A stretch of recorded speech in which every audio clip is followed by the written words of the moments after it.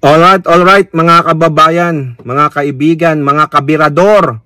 Kamusta po kayong lahat at welcome po dito sa Tokis Birador, the second channel of Simply Tokis Vlog.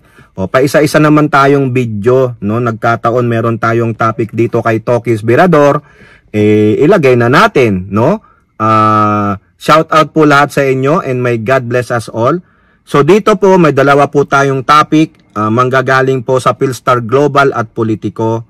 Unahin po natin yung sa Philstar Global. Sabi po dito, DepEd, 1,000 pesos monthly allowance for students. Fake news. O sino naman ang nagpi-fake news niyan mga kababayan? Ay walang hiya talaga ano. May nagpi-fake news na naman. Sino ba mahilig mag-fake news? Sige nga, comment nyo nga dyan. Sinong mahilig mag-fake news?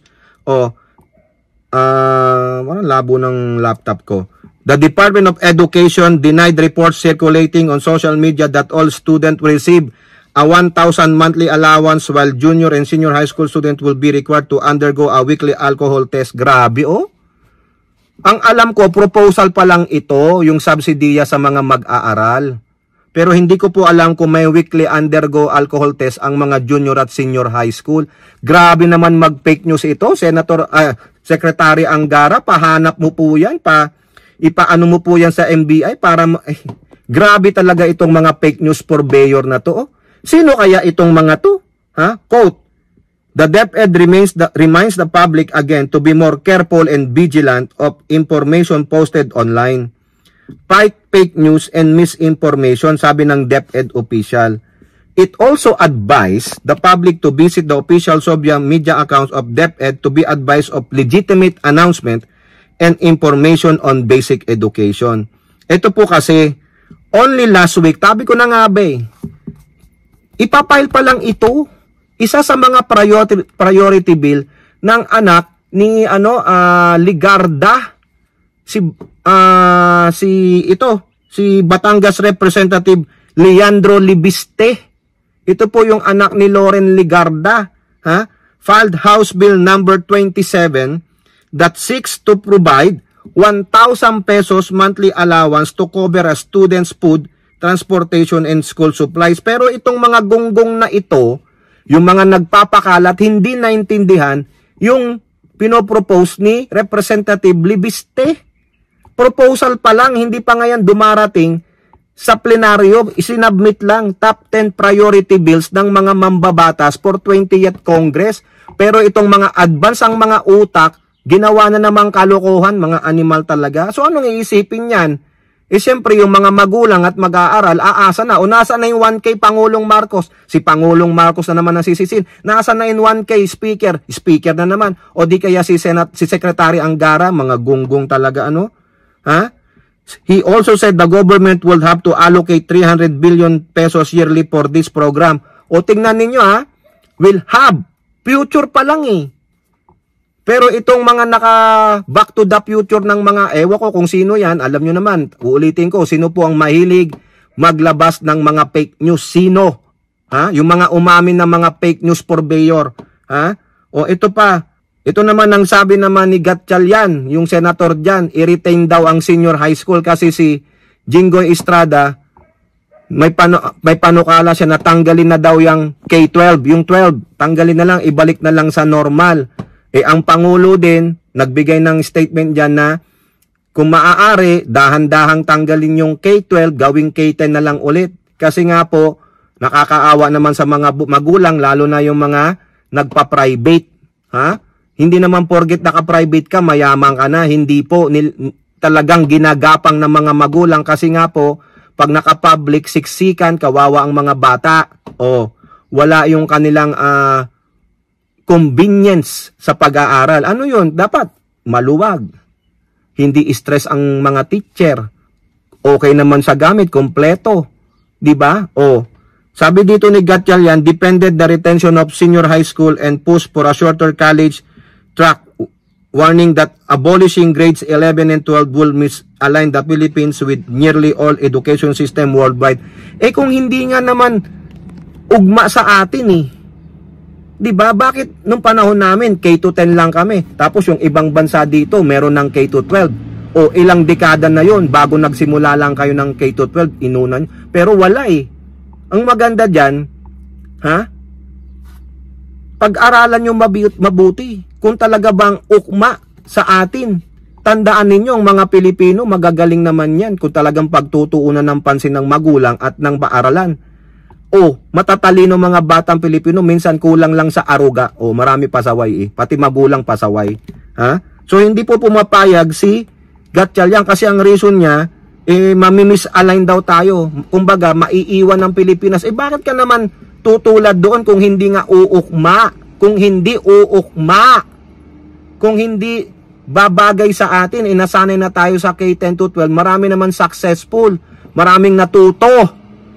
Hindi yung dadagdagan mo pa ng 2 years, kulang sa pag-aaral para lang makahabol sa mga ibang bansa. Ikaw naman, Gatchalian, no? Ha? So dito, sa balitang ito, dinidibang po, pinababulaanan ng DepEd na walang 1,000 monthly allowance sa ngayon. Panukalang batas pa lang yan ni Representative Leandro Libiste ng Batangas. Okay? Panukalang batas pa lang yan, hindi pa po yan naaaprubahan na maging batas. Matagal pa po yan, kaya wag po kayong umasa, no? Wag kayong maniwala sa fake news, sabi ng DepEd. Ang maganda, lagi kayong mag-up to date, punta lang kayo sa DepEd official website o sa kanilang mga social media pages. At ganoon din po si Gatchalian, ayaw niyang matanggal ang K-12 kasi po mamimisalign tayo, maiiwan tayo ng ibang bansa. Ay susme, yun lang pala ang dahilan niya. Okay?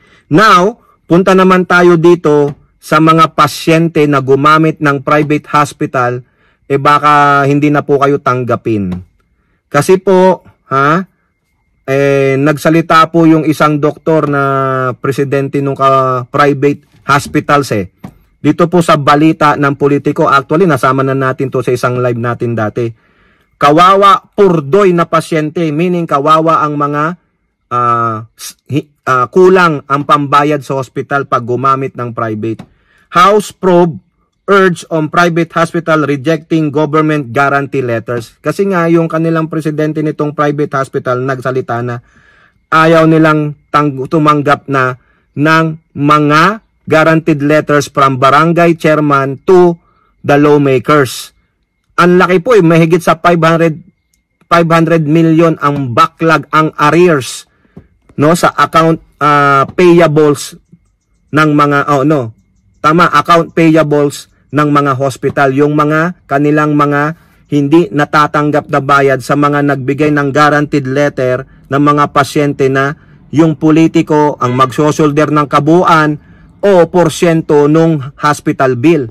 Umabot po sa isang hospital diyan sa Batangas, mahigit sa 90 million yung arrears, yung pagkakautang. Sino magbabayad, di ba?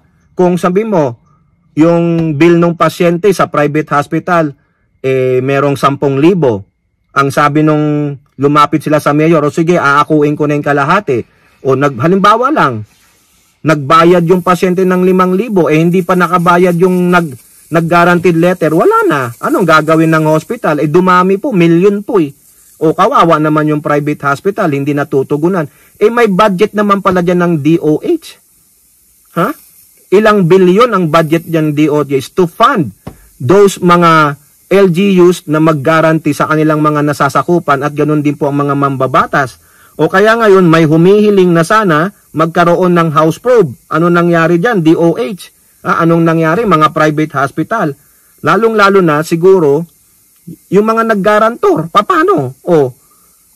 TGP Party List Representative Jose Bong Tebes Jr. called on the House of Representatives to investigate the reported refusal of private hospital to accept government guaranteed letters issued to help poor patients. Isa yan sa ating mga iimbestigahan pagbukas ng Kongreso.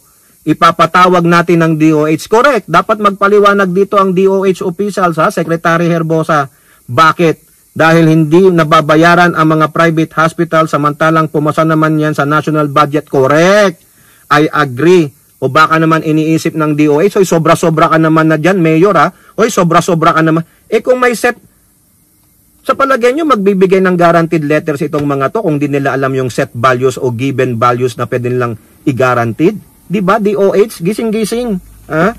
The Private Hospitals Association of the Philippines o yung PAPI earlier said that some of their members have suspended accepting GLs due to delays in the payment under the DOH Medical Assistance for Indigent and Financially Incapacitated Patients. O ayan, biruin mo, programa nyo DOH pero hindi nyo magbayad. Bakit? Ano dahilan? Mabagal ang inyong accounting? Ganon? May pondo na kayo eh.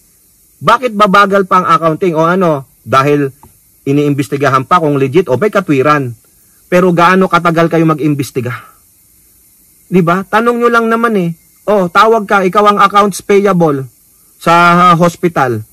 Tawag ka sa accounting department ng hospital. O, ito ba legit itong mga to? Papadala kami dyan ng tao para malaman namin kung totoong mga tao ito, hindi. Totoong serbisyo to, hindi. Baka gino-ghosting nyo lang kami. Ganun lang naman. Set a timetable for them. O bago namin kayo bayaran, dapat magkaroon muna ng thorough investigation kasi napakalaki po ng amount eh. Bakit hindi magawa ng DOH yan? Diba? Magtanong kayo sa, itong guaranteed letter na to sa bayan ng Batangas. O Mayor, inisyu mo ba to? O Kapitan, inisyu mo ba to? O Mayor, Governor, inisyu mo ba to? Kung sinabing, inisyu ko yan, tama yan. Bayad. Diba? Ang tagal, umabot na ng taon ito. Kaya nagre-reklamo rin naman ng mga private. Siyempre, private yan. Ano mo ako nilang pondo sa gobyerno? Wala. Kundi private individual, mga investors. Diba? Lawmakers are issuing GLs to help their constituents pay their medical expenses. Tebes said that there should be no problem with the payment since the budget was included in the general appropriation. Correct. Diba? Kaya dapat mag-imbestiga. Bakit may mga balanse sila samantalong meron man tayong sinusunod na mga programa para dyan? May pondo yan eh. Kaya ibig sabihin, baka ang may problema kung paano mag-handling sila. Correct. Diba? Siyempre, ang hospital magpapile ng bills yan. After they take care of the yung may GL. Ngayon, problema na yan ng hospital, ng DOH, how they will verify the claims on that accounts payable. Diba? I-itemize ninyo. Ngayon, tika muna, something fishy. Talaga ba nangyari ito? Imbestigahan nyo. Ang laki ng amount eh. Halimbawa, 100,000. Wait a second. Talaga bang ito sa isang pasyente 100,000? Tanong, imbestiga. Ganun po, 'di ba? Secretary Herbosa, mga undersecretary ng DOH. Come on. Ay, nako. Mamaya ang labas nito, sasabi na naman, korupsyon. Sinong sisisihin? Pangulong Marcos, 'di ba? Secretary Herbosa, gising-gising po ha. Meron ng panukalang diyan, resolusyon si Tebes. Hindi po yan yung Tebes na kamag-anak ni Tibis. Yun, nakakulong. Iba po yan, sinabi niya na. Okay, so maganda po yan Representative Tebes. Okay, so dapat magpaliwanag ang DOH at yung ibang mga private hospitals kung legit naman yung claim ninyo. Okay, kayo po, ano pong inyong masasabi? Comment down below and don't forget to like and share. Hope to see you in next videos. Bye-bye, God bless.